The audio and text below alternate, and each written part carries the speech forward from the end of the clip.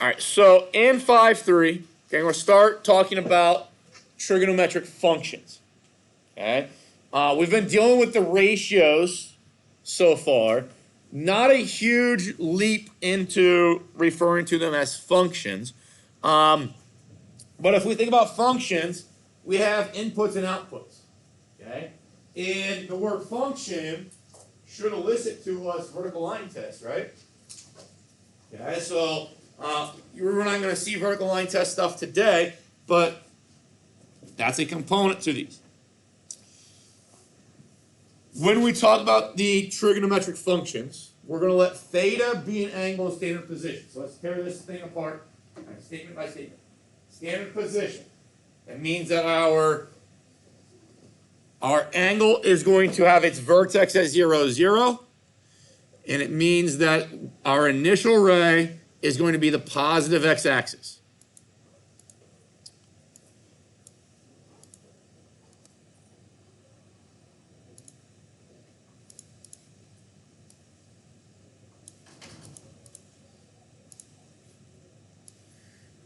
That's what they refer to when they say that you're going to have an angle theta in standard position. Theta then is going to be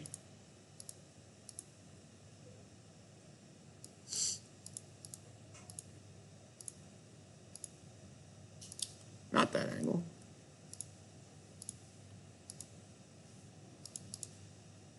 Theta would be that angle there.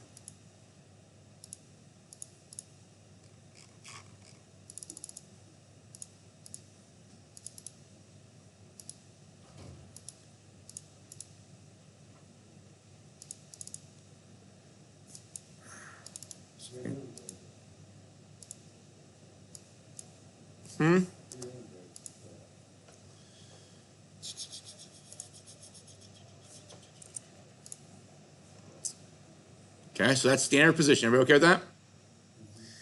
And the image that we see is going to, that is static here on here, is going to make us believe that we can only be in the first quadrant. Okay, that's the way the static picture is drawn.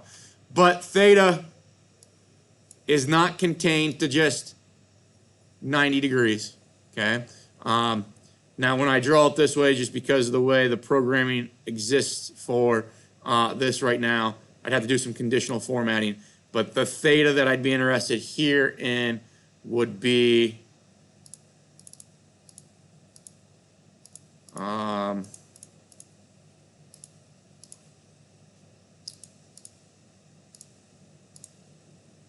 that angle there.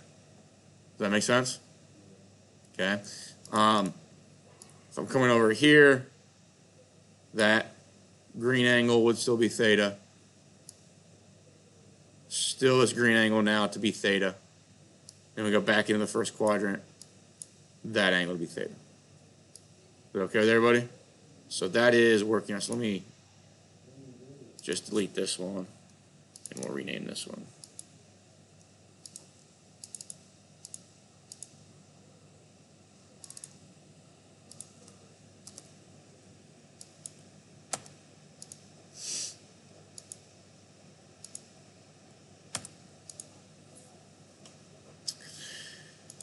All right, so it then says let point P, which is defined by x comma y, be a point on the terminal side. So we got point P right here. The red ray is our terminal side. Okay? Now that point P, I don't have it set up this way, but that point P can and will move up and down that red segment. Okay. Actually, let me do that. Pull that point P. Caption.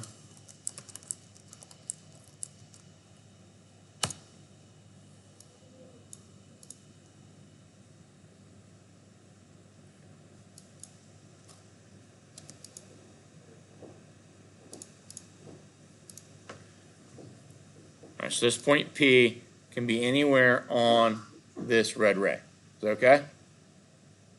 All right.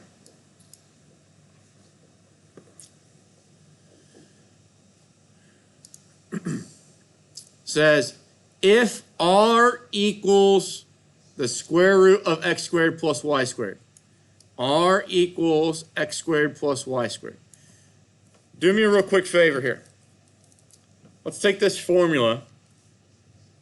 R equal the square root of x squared plus y squared. What would I need to do to get rid of that square root? Square both sides. What does that look like?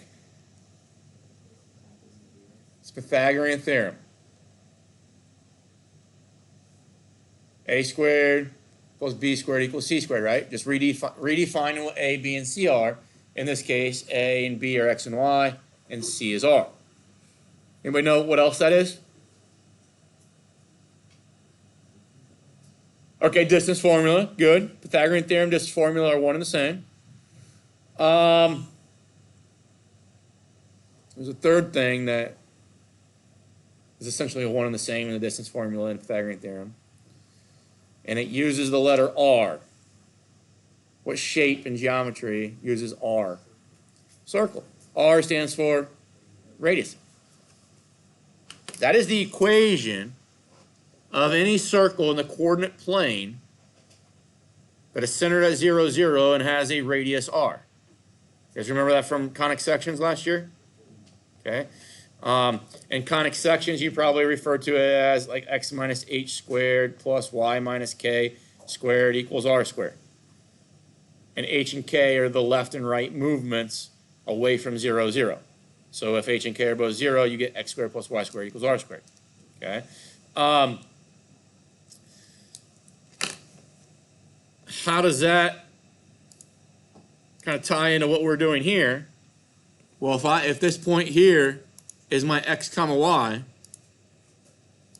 and I talk about this angle theta, and I let that angle theta revolve around, does it create a circle? Okay. So what happens here is not only do I have this point x comma y creating this circle, but that circle, and actually let me do it this way, parallel from there to there.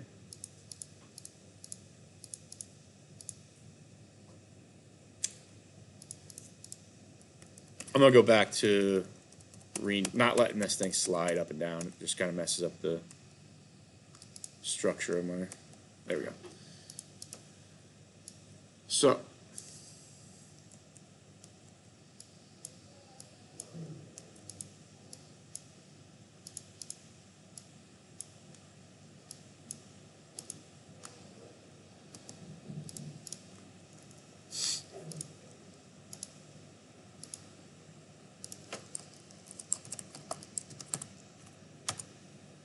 so I just didn't want that to slide up and down because it wasn't, the way I got everything else set up here is predicated off of that point P being there. And if I slide that one point P up there, it wouldn't do what I wanted to do. If I draw that segment right there, okay, which is going to be, think about this, we'll kind of try, if that segment right there, it's perpendicular to the x-axis, what kind of triangle did I just create? A right triangle. Okay, now that x right there, would you guys agree that x is this blue distance?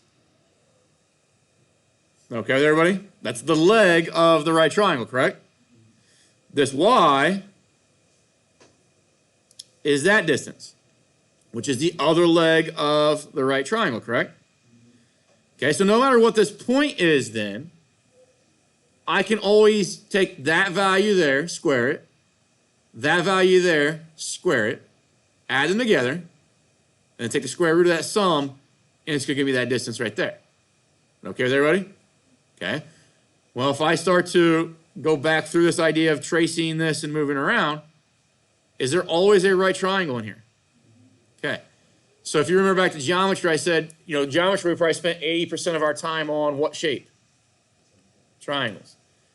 But we did that because we made the argument then as we moved through the course that triangles allowed us to learn things about parallelograms. Triangles allowed us to learn things about trapezoids. They allowed us to learn things about hexagons and pentagons and all those types of things. And we even found out that it has a direct link to teaching us things about circles. This is that link, okay? We get triangles to teach us about circles, and we get circles to teach us about triangles. Does that kind of make sense? Okay. So what we find out is that we can actually, if we have this set up in the coordinate plane, we can deal with sine, cosine, tangent, secant, cosecant, cotangent, really in the same fashion that we've been talking about. Okay. If I talk about theta right now, okay, if that's the angle that I want to base all of my sides on, this would be opposite, this would be hypotenuse, and this would be adjacent, right?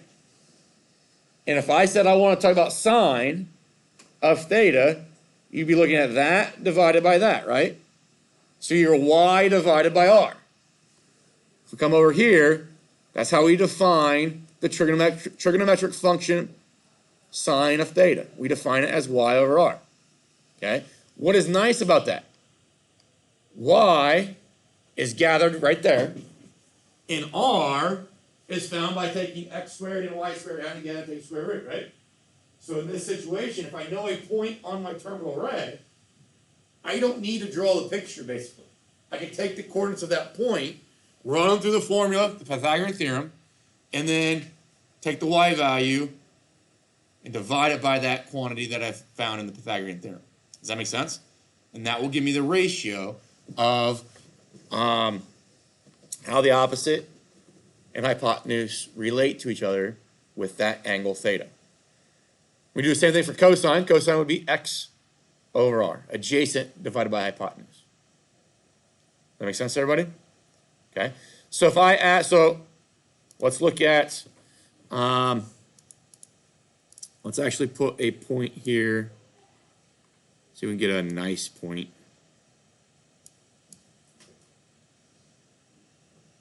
We'll do that tomorrow. I'll set one up to where it's a convenient point in the coordinate plane. Time we get out of here. Yeah, we don't have time to do that anyways. The other trig ratios, and there's 6 of them total, but just like what we talked about the other day, I only need those 2. Because cosecant is the reciprocal of sine. So sine's y over r, cosecant's r over y. The only thing is that y can be 0. Think about all the points in the coordinate plane. Are there times when your y value is 0? When you're on the x-axis, right? Okay. So if we have like a 0 degrees for theta or 180 degrees for theta, then that would be a problem for cosecant because the y value would be 0. So we cannot divide by 0. Okay. Same thing happens for cosine, but it's now x. So this would be when we're talking about theta being 90 degrees or 270 degrees. That would be a problem for the secant. Okay. We talked the other day that sine over cosine. Does anybody remember what sine over cosine was equal to? Tangent. Okay. Well, sine, think about it. The sine is y divided by r. Cosine is x divided by r. What's going to happen to those r's? Cancel out, and you're left with y over x. So that's how I get my tangent. X can't be 0. Okay, so tangent, if we go back up to what we saw in 5.1 in this chart, we said tangent of 90 degrees was undefined. Why? It's because that x value is 0 in that situation. Okay? And then we can do cotangent as the reciprocal of that.